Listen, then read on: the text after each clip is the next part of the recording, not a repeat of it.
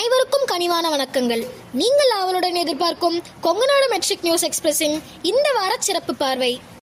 செய்தி வாசிப்பாளர்கள் சஞ்சுஸ்ரீ மற்றும் வினித் ஸ்ரீமன்.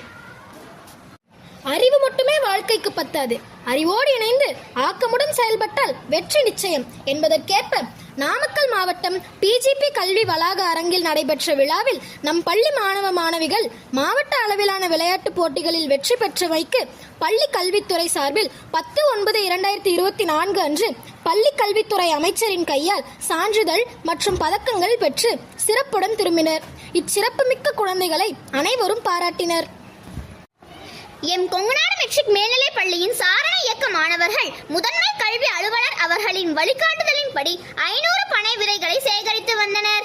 இவ்வாறு எம் பள்ளி சாரண இயக்க மாணவர்கள் சேகரித்த பனை விதைகளை முதன்மை கல்வி அலுவலரிடம் ஒப்படைப்பார்கள்.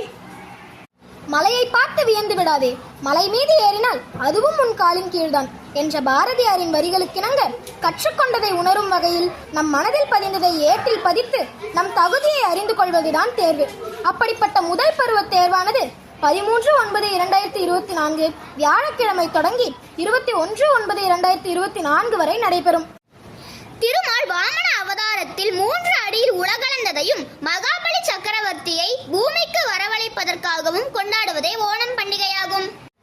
இன்று 14/9/2024 சனிக்கிழமை ஓணம் பண்டிகையை முன்னிட்டு எம் பள்ளியில் பூக்கோளமிட்டு பூக்களால் அலங்கரித்து வண்ணமயமாக அதற்கே உண்டான பாரம்பரிய உடையுடன் கோலாகலமாக எம் பள்ளியில் திருவோண விழா கொண்டாடப்பட்டது.